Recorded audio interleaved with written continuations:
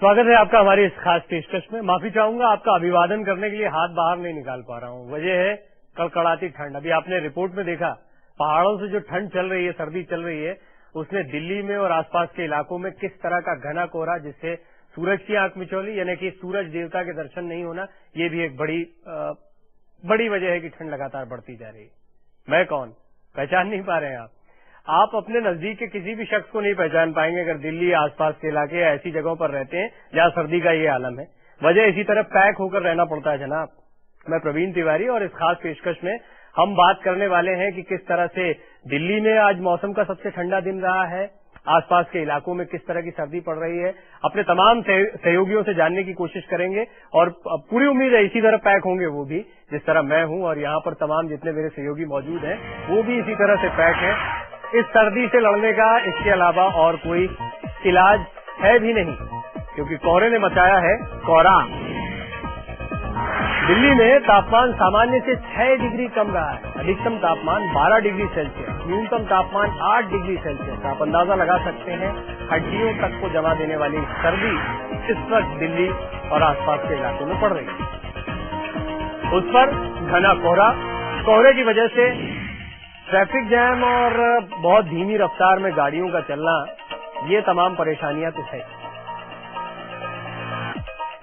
ठंड का मजा भी लिया जा रहा है, लेकिन ठंड से कुछ परेशानियां भी हैं, दिक्कतें भी हैं और बचने की हर मुमकिन कोशिश भी की जा रही है। नुक्कड़ पर आप लकड़ियों को जलता देख सकते हैं, जहां पर झुंड बनाए कुछ लोगों को मौजूद देख सकते हैं। ज्यादातर लोग खैरियत समझते हैं इसी में कि वो घर से बाहर ना निकले, और जो निकलते हैं वो मेरी तरह तैयार होकर, पूरी तरह से पैक होकर, ताकि सर्द हवा कहीं से हमला न करे।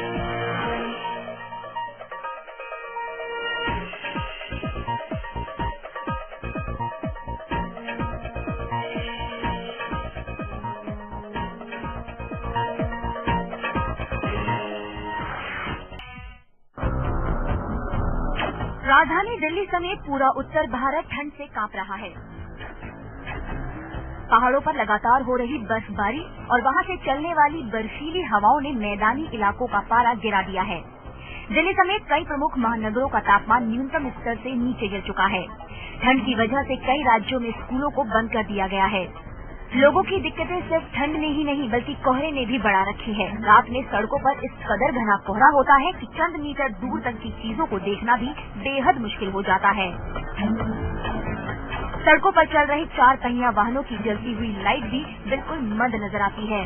कोहरे की वजह से 2 पहिया वाहनों को चलाना मुश्किल तो है ही, साथ ही जोखिम भरा भी होता है। बदन पर जैकेट, पैरों में जूते मोजे, सिर पर हेलमेट, हाथों में दस्ताने पहनने के बावजूद भी 2 पहिया वाहन को 20 से 30 की स्पीड पर ही चलाया जा सकता है। दिन के वक्त के भी हालात कुछ ऐसे ही हैं। दिन में सूर्यदेव के दर्शन ना के बराबर होते हैं। हालांकि दोपहर 12 बजे तक कोहरा छट जरूर जाता है, लेकिन दिन भर सर्द हवाओं के झोंके चलने से कहीं न कहीं खिली धूप भी बेअसर रहती है। शाम को अंधेरा होते ही बदन को चीसी हुई सर्द हवाएं भी लोगों को जल्द घरों में दुबकने के लिए मजबूर कर देती है। रात 9 बजे तक तो मुख्य सड़कों, बाजारों और मोहल्लों में सन्नाटा पसर जाता है।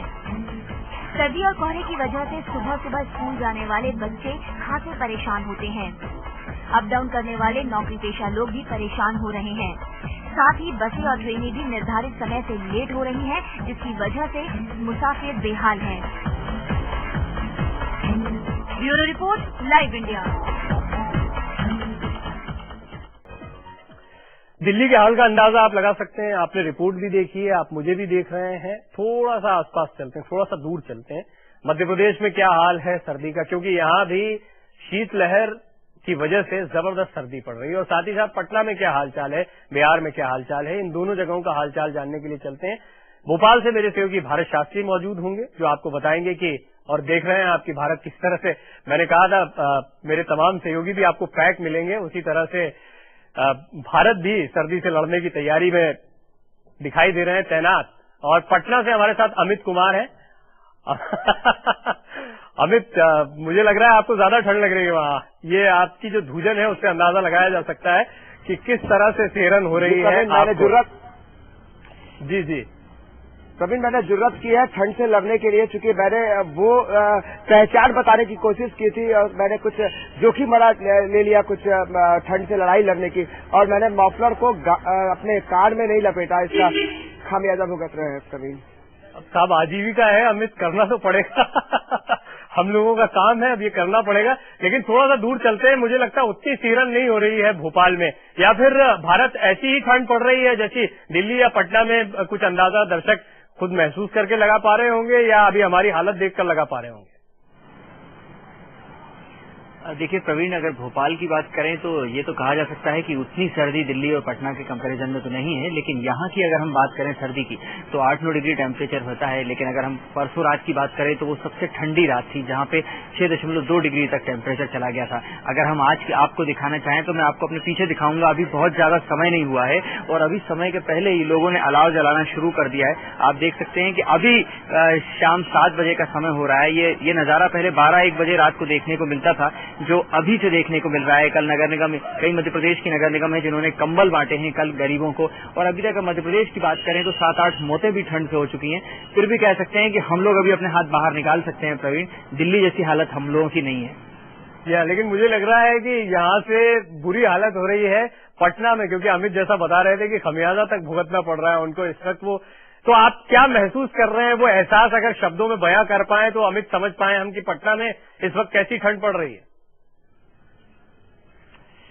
प्रवीण, ये कहे कि कड़कड़ाती ठंड जो है उससे रूबरू हो रहे हैं लोग, और मैं खुद समझ सकता हूँ कि किस हालत में वो लोग होंगे जिनके जिसके सर पे छत नहीं होता है, उनकी हालत और भी नाजुक होगी। और जिस तरह से हमने भी देखा भी है पिछले 2-3 दिनों में, कल जितना सबसे न्यूनतम जो पारा गिरा था 4.9 था पटना का, तो कल जो हालात थी, जो लोग सड़कों पे रहते हैं, फुटपाथ पे रहते हैं, उन लोगों की आप हालत समझ सकते हैं। खासकर जिन लोगों के सर पे छत है, वो लोग तो कम से कम हीटर और ब्लोवर से सहारा लेकर अपनी जिंदगी जी रहे हैं, और खासकर हम लोग भी जो है वो किसी तरह जी रहे हैं, इस ठंड से बचने का जुगाड़ कर रहे हैं। लेकिन सबसे बड़ी बात जो है उन गरीबों के लिए है जो जिनके पास न कोई छत है और न ही कुछ ऐसी कोई व्यवस्था की गई है उनके लिए कि वो जिंदा रह सके। तो काफी ताज्जुब होता है इस कड़कड़ाती ठंड में आखिर वो लोग कैसे जीते होंगे। लेकिन एक बड़ी बात है प्रवीण की, जिस तरह से ये ठंड का जो पारा जिस तरह से गिरता जा रहा है, खासकर पटना में, वो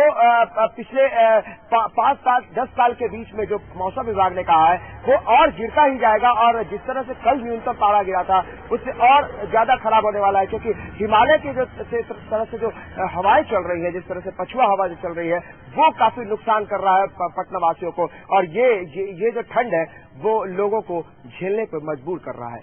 ये अमित, ये हवाएं जो है ये पटना तक या दिल्ली तक तो पहुंच रही हैं, लेकिन जैसा अभी भारत ने बताया कि वो हालत नहीं हो रही कि हाथ ही आप बाहर नहीं निकाल सकते, इतनी जबरदस्त ठंड पड़ रही हो। और भारत अभी अमित जैसे बता रहे थे कि जबरदस्त परेशानी यहाँ पर देखने को मिल रही है। दोनों पहलू होते हैं मौसम में, जब इस तरह के बदलाव आते हैं या मौसम अपने चरम पर देखने को मिलता है, चाहे वो गर्मी हो, बरसात हो, या फिर सर्दियों का ये चरम सीमा जो हम यहाँ दिल्ली में देख पा रहे हैं, पटना में देख पा रहे हैं।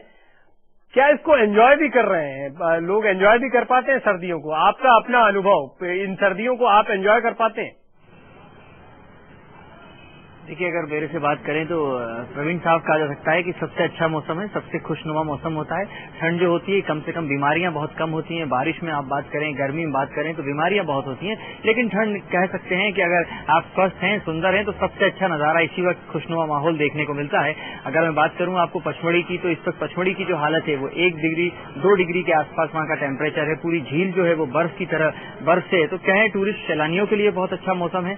शिमला जैसी बात नहीं है, श्रीनगर जैसी बात नहीं है, लेकिन पचमढ़ी की अपनी बात है, वो या वहां का मजा उठा रहे हैं। भोपाल की बात करें और जगह की बात करें, लेकिन ये बात बिल्कुल सही है जैसा पटना के अमित ने कहा कि निश्चित रूप से गरीबों के लिए अभी आज जो है 2 भिखारी थे स्टेशन के पास, उनकी जान उज्जैन में चली गई। ये वाकई एक बहुत बड़ा सोच का विषय था। सरकार को इसके लिए भी पहले से तैयारी रखनी चाहिए, क्योंकि अब सरकार जागी है, अब कंबल बांट रही है। निश्चित रूप से कहा जा सकता है कि उनके लिए तो ये बिल्कुल कत्ल की रात है सर्दी। जी ये दोनों ही पहलू है भारत, आपने बिल्कुल ठीक कहा, या जैसे अमित कह रहे थे।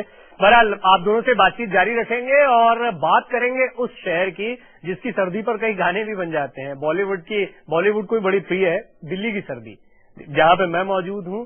दिल्ली की सर्दी का क्या हाल है, किस तरह का कोहरा है, किस तरह का कुहासा है, इसकी बात करते हैं एक ब्रेक के बाद।